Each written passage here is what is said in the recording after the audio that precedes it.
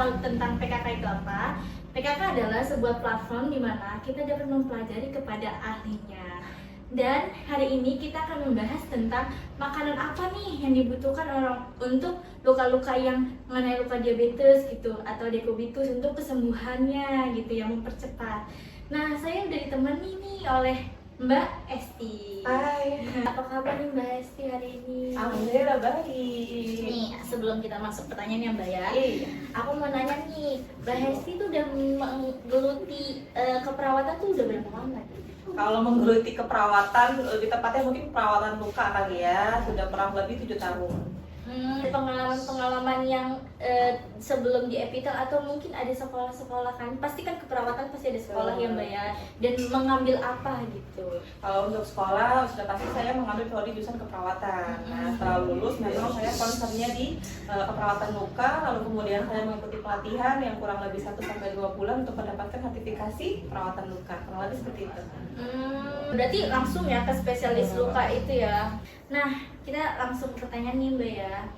Apa sih makanan yang baik dan tidak baik untuk dikonsumsi untuk penyembuhan luka-luka diabetes dan dekubitus, Mbak? Iya, sebetulnya untuk luka diabetes termasuk dekubitus. Jadi dekubitus itu salah satu bentuk dari luka diabetes, karena luka diabetes itu kan banyaknya jenisnya ya. Nah, salah satunya itu adalah dekubitus. Kalau berbicara tentang makanan yang perlu dihindari untuk para penderita diabetes dengan luka atau tanpa dengan luka, itu ada satu, yang pertama karbohidrat sederhana. Contoh karbohidrat sederhana itu yang bisa kita temui adalah gula pasir, gula aren, dan sejenisnya, karena di dalam kandungannya itu hanya terdapat 1-2 molekul glukosa yang dimana itu sangat mudah terserap oleh usus halus. Nah, nanti kemudian dari situ akan meningkatkan kadar gula darah otomatis. Itu yang pertama adalah karbohidrat sederhana. Nah, untuk yang kedua itu adalah makanan-makanan yang digoreng atau tinggi lemak. Kenapa? Karena untuk makanan-makanan yang digoreng dan tinggi lemak itu nanti akan meningkatkan asam lemak jenuh di tubuh kita dan akan menyebabkan resistensi insulin seperti itu. Selain tidak baik untuk penderita diabetes, itu juga nanti akan menyebabkan stroke dan penyakit jantung seperti itu. Nah, untuk yang ketiga itu adalah makanan yang tinggi natrium atau tinggi garam. Kenapa? Karena nanti makanan-makanan yang tinggi garam dan tinggi natrium itu juga akan meningkatkan resistensi insulin. Contohnya seperti apa? Contohnya seperti junk food atau makanan-makanan rumahan yang memang konsumsi garamnya melebihi batas harian seperti itu. Nah, untuk yang keempat itu ada minuman yang bersoda, karena kan banyak ya pasien-pasien kita itu juga kenapa bisa sampai kena diabetes, karena konsumsi minuman bersodanya melebihi batas harian yang memang hanya dibatasi 25 miligram per hari seperti itu. Gitu ya Mbak ya. Berarti saya mau nanya nih dikit tentang makanan. Tadi kan disebutin tuh apa yang kayak jenis-jenisannya. Kalau misalkan makanan tertentu gitu Mbak, kalau kayak buah apa sih yang boleh dan apa yang buah apa yang kayaknya yang ini kurang baik gitu? Terkait buah, jadi buah juga ada yang bisa kita temui itu adalah buah kering dan buah segar atau buah fresh ya. Nah, yang perlu kita hindari adalah konsumsi buah yang kering, karena dimana buah yang kering itu juga gula dikandung dalam gula kering itu justru malah lebih tinggi ketimbang buah yang segar. Untuk buah-buah yang segar yang aman yang bisa kita konsumsi itu ada bengkuang, itu juga aman untuk konsumsi, ada apel, juga ada alpukat, itu aman dikonsumsi ya. Salah satu dan teman-temannya yang lain juga banyak juga sih buah yang bisa kita konsumsi, asal jangan terlalu berlebihan saja. Iya. Nah, ini kan kadang kan ada beberapa orang yang apa ya, konsumsinya tuh yang lain gitu ya Mbak. Kayak misalkan dia merokok atau dia pengguna meminum alkohol gitu, kayak gitu-gitu. Itu kan kayak ada juga yang masih ngeyel gitu. Apa sih Mbak, mengapa, kenapa nggak boleh, apa boleh apa enggak gitu? Pasti ya, kayaknya ya buat itu. Betul. Kayaknya tanpa kita sakit gula pun alkohol dan rokok itu sebaiknya dihindari ya teman-teman gitu, terutama alkohol.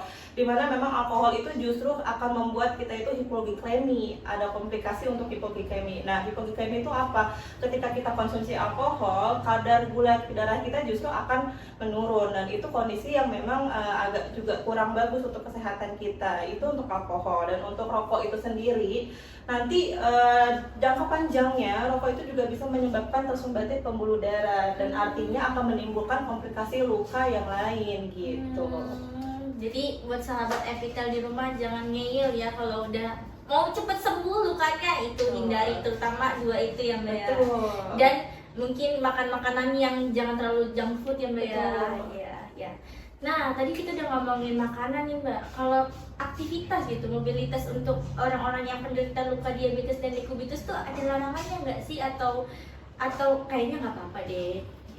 Untuk aktivitas atau mobilitas itu kita melihat biasanya dari kondisi pasiennya ya, tidak melulu dengan kondisi pasien A itu sama sekali tidak boleh mobilitas atau jalan. Jadi ketika memang kita temui pasien yang mungkin infeksinya sudah selesai, kondisi lukanya sudah bagus, itu untuk mobilisasi justru disarankan.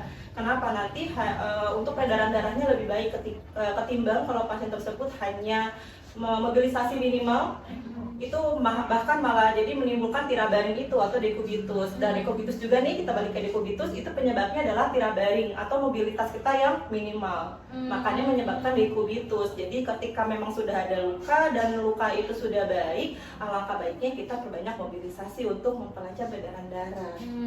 Gitu. Ini balik lagi tentang makanan.